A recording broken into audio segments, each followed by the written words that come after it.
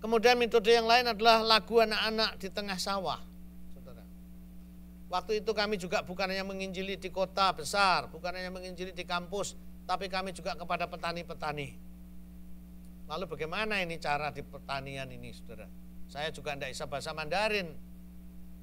Apa yang saya lakukan pada waktu saya melihat anak-anak bermain di sawah? Saya mulai menyanyi, saudara.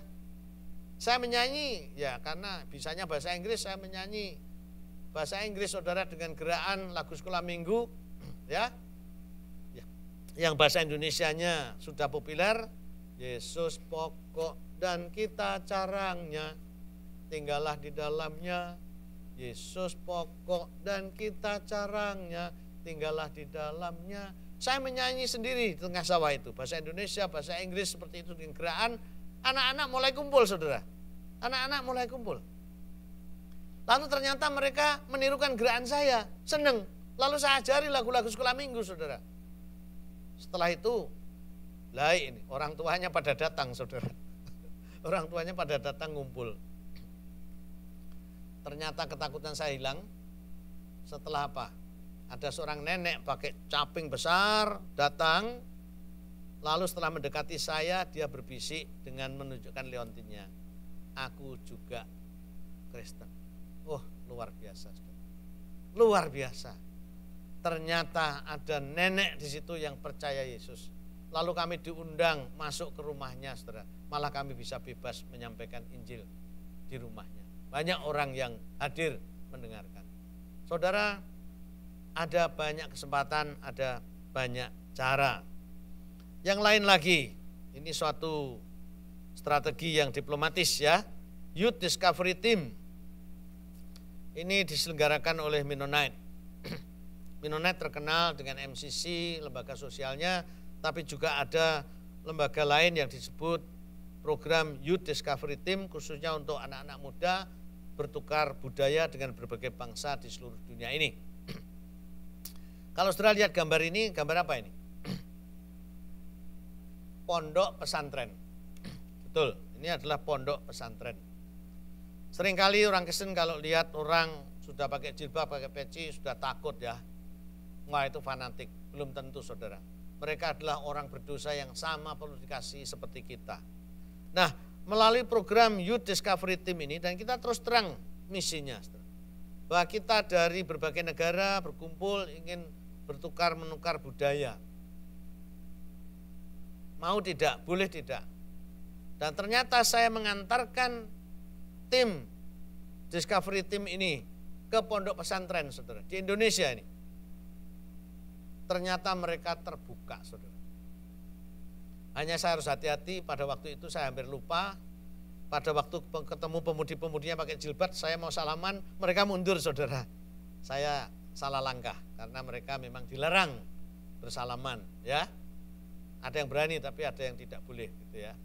Tapi ternyata lewat pimpinannya diizinkan. Sehingga tim ini berhari-hari menginap, belajar, makan, dan berdoa bersama di pondok pesantren. Aneh kan? Lalu saya yang waktu itu berfungsi sebagai penterjemah, memimpin mereka dalam berdialog. Dan sangat indah kami bisa berdialog. Mereka bertanya tentang strategi Kristen bagaimana. Lalu saya juga menanyakan tentang isu-isu Islam bagaimana. Dan mereka secara terbuka mengatakan apa yang ya dan yang tidak, saudara. Sungguh mengharukan. Bagaimana kami Kristen dan Islam bisa berdoa dan makan bersama. Nah, yang berikut lewat olahraga. Kami pernah datangi tim dari Amerika, ya, tim bola basket. Kalau sepak bola dari Korea, ini dari Amerika, namanya Venture for Victory. Ternyata saya lacak di internet, itu dari Taylor University, saudara. Jadi mereka datang ke kota Semarang, kota saya. Saya yang bukan pemain basket, diminta mencarikan musuh untuk bertanding, saudara. Pak Andreas, bisa enggak carikan lawan bertanding? Kami enggak apa-apa, kalah pun enggak apa-apa, kami ingin menjalin persahabatan.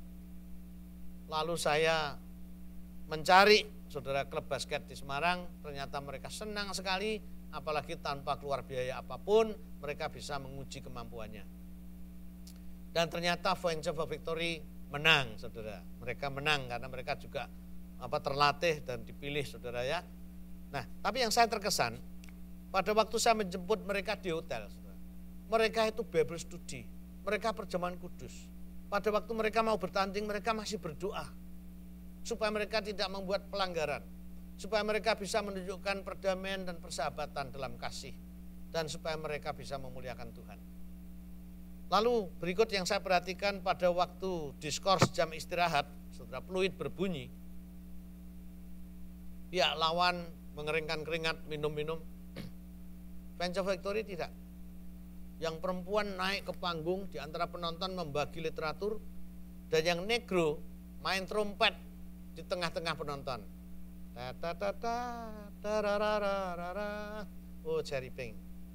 Lagu pop umum dulu, saudara, sebelum gospel songs. Orang terkesima mendengar permainan trompet yang demikian indah. Saya kagum, kok kuat nafasnya padahal baru aja bertanding, saudara. Belum sempat minum. Mereka bersaksi demi kemuliaan nama Tuhan. Nah, ini Venture for Victory. Mereka melalui olahraga memberitakan Injil Tuhan.